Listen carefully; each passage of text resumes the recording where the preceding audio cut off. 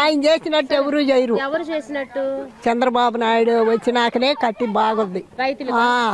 రైతులకండి అందరికీ బాగుంది. ఎందుకు అంటే ఆయన ఏం చేశాడు?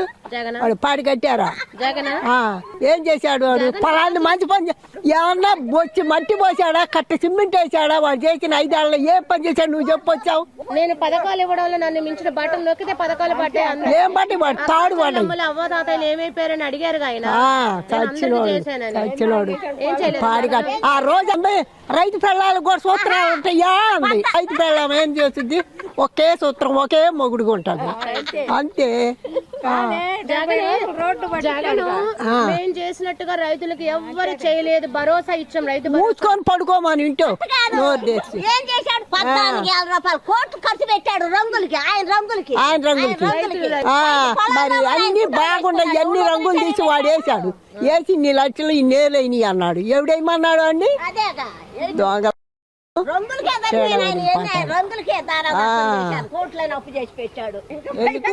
ఆయనకి మిమ్మల్ని పంపించాడని నన్ను పొగుడుతాడని. చంద్రబాబు నాయుడు పరిపాలన రైతుల విషయాన్ని ఎలా ఉందంటారు? బాగుంది. చెప్పే పని లేదు, వంచన చేసే పని లేదు. అన్నం తినే వాళ్ళు ఎవరు ఆయన వంచన చేయరు.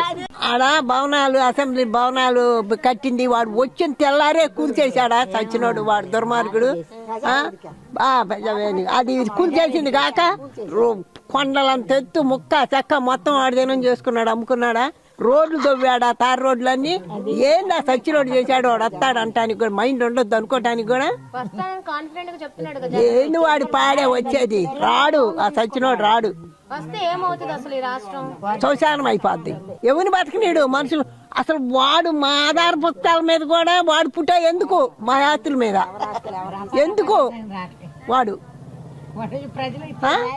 మా ఆధార పుస్తకాల మీద వాడు బొమ్మ ఎత్తే నేనంటే చెల్లేది ఎందుకు? వాడు మాది అమ్ముకోవటానికేగా. వాడు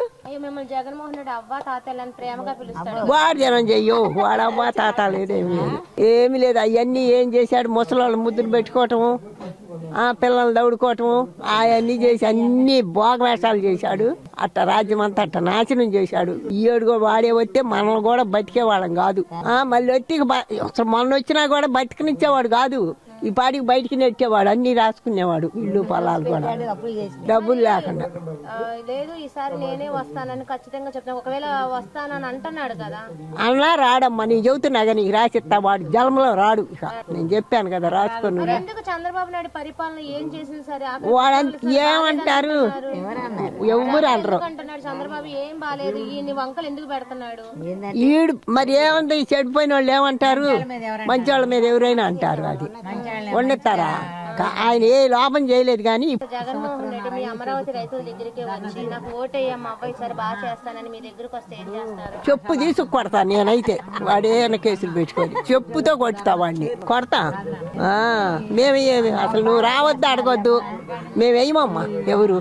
గతంలో జగన్మోహన్ రెడ్డి రైతులకు ఎంతో భరోసా, రైతు భరోసా ఇచ్చి నేనే ఆదుకున్న రైతులు అంటున్నారు. ఇప్పుడేమో చంద్రబాబు నాయుడు ఏమో 2 విడతలుగా కూడా ఇప్పుడు కేంద్రం ఇచ్చేది రాష్ట్రం ఇచ్చే అన్ని కలిపి వేస్తున్నారు. మరి గతంలో కరెక్ట్ గా వచ్చాయా? ఇప్పుడు ఇప్పుడే కరెక్ట్ గా వస్తున్నాయి. గతంలో రాలేదు. రాలా. ఎందుకు? న్యాయంగా రాలేదు. చెప్పాను వచ్చాయని. వచ్చాయని చెప్పటం వాళ్ళకి అంతే. జరగబాబట్టే ప్రజలందరూ ఈయన్ని నమ్మి మళ్ళీ ఓట్లు వేశారు. అదంతా అడివేసిపోయింది. మందడం అవి మొత్తం అడివేసిపోతే అవన్నీ బాగు చేసి రాజధాని చేస్తున్నాడు. ఇప్పుడు ఎవరు వచ్చినా మునుపు కూడా తను కూడా అటు చేసినట్టు అడవిలాగా పెట్టకుండా మరి గెలిచేవాడేగా. న్యాయం చెయ్యి నువ్వు.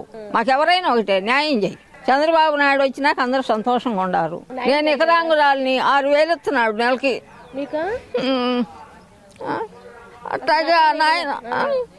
అట్లాగే భగవంతుడు ఆయన చల్లగా చూడాలని మళ్ళీ రావాలని కోరుకుంటున్నా. కొడుకులు కూడా చూడట్లేదా? పిల్లలు లేరమ్మా, ఇకరాంగురాలని ఎవరు లేరు. భర్త పోయాడు, 2 ఏళ్ళు అయింది. ఇప్పుడు ఆయన ఇచ్చిన 6,000 మీరు గడవడానికి. ఒకవేళ చంద్రబాబు నాయుడు రాకుండా ఉంటే మీ పరిస్థితి ఏంటి? పరిస్థితి ఆందోళనగా ఉండేది. 3,000 రూపాయలతో ఏమి జీవితం గడుతుంది? మరి రైతులకు న్యాయం చేశాను నేనేం జగన్ అంటున్నా కదా, ఇప్పుడు చంద్రబాబు చేశాడంటారా? చంద్రబాబే చేశాడమ్మా. చంద్రబాబు రావటం ఊళ్ళు మొత్తం బాగుపడ్డాయి. రోడ్లు పోతున్నారు, వంతెనలు పోతున్నారు, వంతెనలు కడుతున్నారు. మహా సంతోషం ఉంది. మళ్ళీ ఆయన వస్తేనే జీవితం బాగుంటది ప్రజలందరికి కూడా. ఆయన ఉంటేనే మళ్ళీ బాగుంటుంది, లేకపోతే అంతా ఇదైపోద్ది. ఒకవేళ ఆయన కాకుండా వేరే వాళ్ళు వస్తే ఎలా ఉంటది అంటారు? ఏమో భగవంతుడు తెలియాలి. ఆయన వస్తేనే ప్రపంచం అంతా చల్లగా రాష్ట్రం మొత్తం పచ్చగా తిరుగుతారు. మళ్ళీ జగన్ వస్తే ఎలా ఉంటది రాష్ట్రం? ఇక అల్లకల్లోలం అయిపోద్ది మళ్ళీ. Naidu garu 2027 and Amaravati, the capital of Andhra Pradesh, will be completed by 2029. So the Chief Minister Chandrababu Naidu garu has shared all these developments with great excitement. The efforts of the Chief Minister in attracting the investments giving excellent results. And as Lokesh, I do appreciate him. He has to do it. It is his duty as a minister to bring in investment for his state. So I do want to appreciate him separately. He's one among all and he has to do his duty towards the state. So there will be battles seen and unseen. It takes courage to wake up early in the morning for someone who once lived amidst power, applause, expectation, new faces, moments, fatigue or fear. So that's why I keep talking to myself and reminding everyone, power comes, money comes and goes, but it is always our dignity, our hard work that keeps us going. Keep courage, grow in silence. Determination grows in struggle and dignity grows in adversity. This line expressed is very beautiful. Battles seen and unseen are the part of every life. Battles seen and unseen are the part of every life. A thought today to carry way forward for you all and for all of us, of course.